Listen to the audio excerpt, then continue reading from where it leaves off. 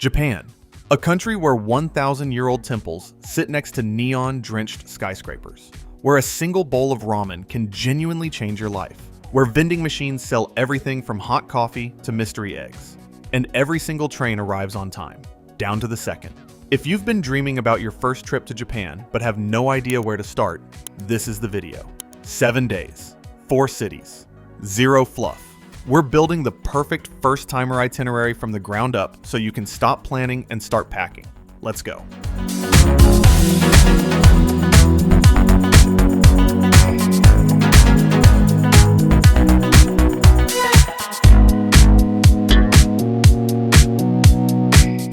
Welcome to Tokyo, a city of 14 million people that somehow runs on clockwork. After you land at Narita or Haneda Airport, pick up your Japan Rail Pass. The 7-day JR Pass covers bullet trains, local JR lines, and pays for itself by day 3. Activate it on day 4 when you take your first Shinkansen. For today, grab a Suica or Pasmo card, a rechargeable transit card for subways, buses, and even convenience stores. Tap and go. That's it. You've just landed. You're jet lagged. You're hungry. Perfect. Because your first meal in Japan is about to set the tone for the entire trip. Drop your bags at the hotel and find the nearest ramen shop with a ticket vending machine outside. Pick your order, pay the machine, hand the ticket to the chef, and within 5 minutes, a steaming bowl of tonkatsu ramen lands in front of you. Rich, deep, soul-warming broth. No tipping, no small talk. Just you and a bowl that makes every instant ramen you've ever eaten feel like a lie. Fueled up, head straight to Asakusa. This is Old Tokyo. Walk through the massive Kaminarimon Gate, the big red lantern you've seen in every photo, and stroll down Nakamise-dori, the shopping street leading to Senso-ji Temple, Tokyo's oldest. As you walk, grab a melon pan from a street vendor, sweet bread with a cookie crust top, warm and slightly crispy, for about 200 yen. That's roughly $1.50 for a little piece of heaven. Keep walking, keep snacking. Come in the late afternoon when the crowd's thin and the temple looks stunning, lit up at dusk. Before you leave Asakusa, duck into a monjayaki restaurant on the side streets. Monjayaki is Tokyo's savory pancake. Runny batter spread across a hot griddle until the edges go crispy. It looks like a total mess. It tastes absolutely addictive. It's a local thing. Tourists miss it. You won't. From Asakusa, walk to the Sumida River and look across at the Asahi Beer Hall, that futuristic golden building. Yes, the shape on top is supposed to be a flame. The locals have a different name for it. You'll figure it out. End the night in Akihabara, Electric Town, multi-story arcades, figurine shops stacked floor to ceiling, maid cafes. It's sensory overload in the best possible way. Even if anime isn't your thing, Akihabara at night with all the lights blazing is an experience in itself. Day 2 is the modern, fashion-forward, trendy side of Tokyo. Start at Meiji Jingu Shrine, tucked inside a massive forest in the middle of the city. Walk through the towering Torii Gate, and the noise of Shibuya and Harajuku just vanishes. It's one of the most peaceful places in all of Tokyo, and it's completely free. If you're lucky, you'll catch a traditional Shinto wedding procession. From Meiji Jingu, walk straight into Harajuku. Takeshita Street is a narrow, chaotic, colorful lane packed with fashion boutiques, crepe stands, and rainbow cotton candy, taller than your head. Stop at one of those crepe stands. Japanese crepes are thin, crispy on the edges, rolled into a cone, and stuffed with strawberry cheesecake, banana Nutella, or matcha ice cream with whipped cream spilling over. Eat it while walking Takeshita Street. That is the Harajuku experience. After Harajuku, walk down to Shibuya, the famous scramble crossing, thousands of people crossing from every direction when the light turns green. Watch from the Starbucks on the second floor of the Tsutaya building for the overhead view. Then cross it yourself. Standing in the middle of that organized chaos hits different. While you're here, pay respects to the Hachiko statue, the loyal dog who waited for his owner at this station for nearly 10 years after the owner passed. Now for lunch. Find a conveyor belt sushi spot right in Shibuya. Plates start at 100 yen. The fish is insanely fresh, and watching your meal roll past on a little train is just fun. Grab the salmon, the tuna, something you don't recognize. That's the whole point. You'll spend 1,500 yen and walk out completely stuffed. Afternoon. Head to Shinjuku. The Tokyo Metropolitan Government Building has a free observation deck on the 45th floor with citywide views, and on a clear day, you can see Mount Fuji. Time it for sunset. When night falls, dive into Omoad Yokocho, Memory Lane, also called Piss Alley, a narrow maze of tiny yakitori bars, each seating 6 or 8 people. Squeeze onto a stool. The chef grills chicken skewers over blazing charcoal right in your face. Thigh skin, heart, all on tiny sticks. The smoke fills the alley. The beer is cold. You order 5, then 5 more, then lose count. This is the Tokyo you came for. Day 3 is for the spots that make Tokyo feel like your city, not just a checklist. Start at Tsukiji Outer Market on an empty stomach. This is breakfast and lunch in one glorious, wandering feast. Walk through narrow lanes of stalls, and the smells hit from every angle. First, tamago, sweet Japanese omelet on a stick, golden and caramelized. Then a Wagyu beef skewer seared over flames right in front of you. If you're adventurous, try fresh uni, sea urchin, creamy and briny, served right in its shell. Chase it all with matcha from a tea vendor. 2 hours here and you still won't try everything. Next, Teamlab Borderless, or Teamlab Planets. Immersive digital art museums where you walk through rooms of light, water, and projection-mapped flowers that respond to your movement. It sounds gimmicky. It's not. Book tickets online in advance. They sell out. Afternoon in Yanaka, Tokyo's Old Town neighborhood that survived the war and the earthquakes. Tiny temples, independent cafes, cat statues everywhere. Yanaka Ginza feels like stepping back 50 years. Grab a taiyaki, a fish-shaped pastry filled with hot red bean paste, from one of the shops. Quiet, charming, the complete opposite of Shibuya. For dinner, find a Japanese curry house. Japanese curry is thick, sweet, savory, almost like a gravy, served over rice with a perfectly breaded pork cutlet. That's katsu curry, about 800 yen for absolute comfort food, and you'll crave it for months after you leave Japan. If you still have energy, end the night in Shimokitazawa. Vintage shops, tiny live music venues, craft beer bars, the indie, bohemian side of Tokyo. Quick pause. If you're finding this useful and already mentally packing your bags, smash that subscribe button. We make travel guides like this every week, helping you plan trips that actually work. Activate that JR Pass. You're heading to Hakone, a mountain town 90 minutes from Tokyo, and your best shot at seeing Mount Fuji up close. Take the Romance Car Express from Shinjuku to Hakone Yumoto, then pick up the Hakone Free Pass. It covers the mountain loop, including railways, cable cars, boats, and buses. The Hakone Loop is one of the best half-day experiences in Japan. Switchback mountain train to Gora, cable car to Owakudani, a volcanic valley with steam vents and the smell of sulfur everywhere. Right here, in this steaming moonscape, eat kuro tamago, black eggs boiled in volcanic hot springs. The sulfur turns the shell jet black. Crack one open, perfectly cooked inside. Legend says each adds 7 years to your life. At the very least, you're eating an egg cooked by a volcano. That's a story. From Owakudani, take the ropeway down to Lake Ashi and hop on the pirate ship. Yes, a literal pirate ship, across the lake. On a clear day, Mount Fuji rises behind the water like a postcard.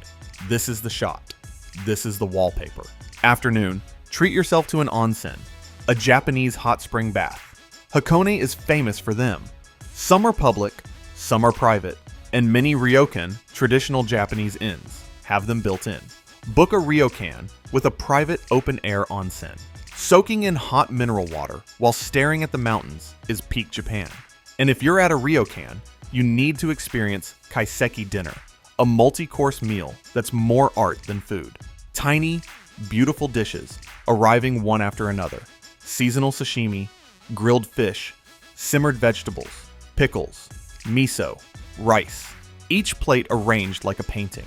It's not just dinner, it's a ceremony. Between the onsen and the kaiseki, this night alone is worth the trip to Hakone. Also try the local tofu cuisine while you're here. It sounds plain, but silky. Fresh tofu served in hot spring water with dipping sauces is delicate and surprisingly satisfying. Hakone does tofu differently, and the grocery store stuff back home will never feel the same. Bullet train time.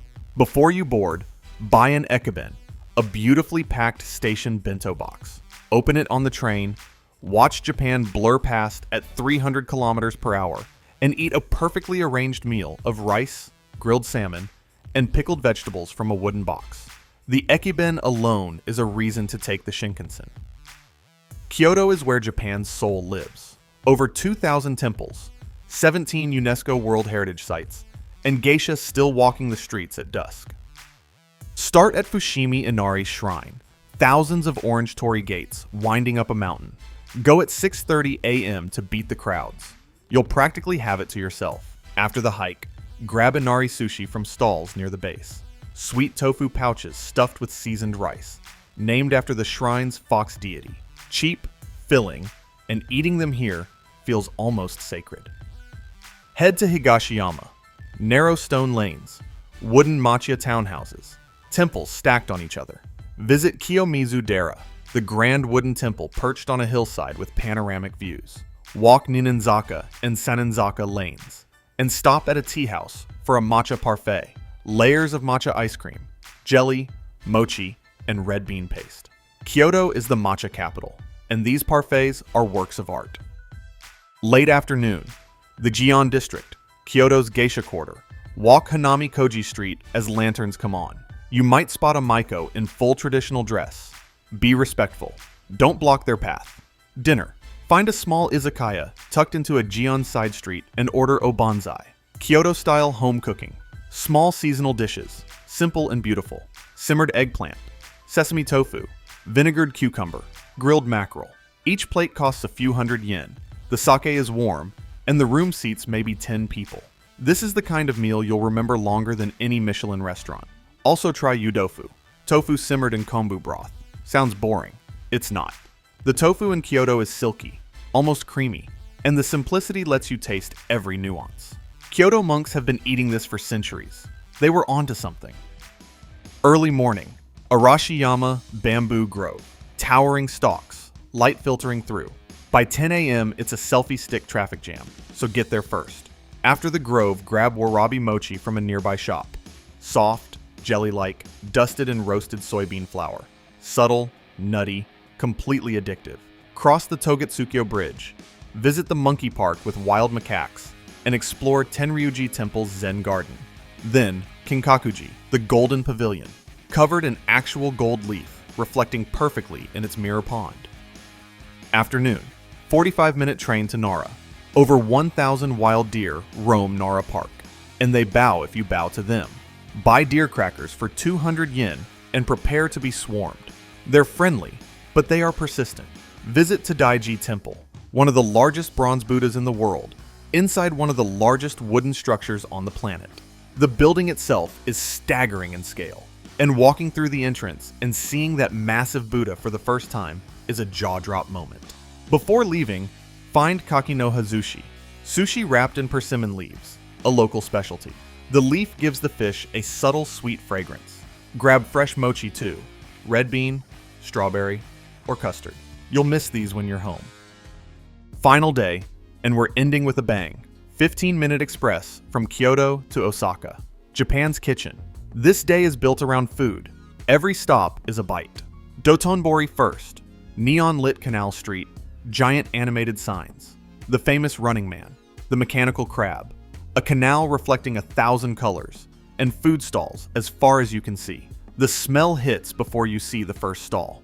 First up, takoyaki. Fried octopus balls. Crispy outside, molten inside.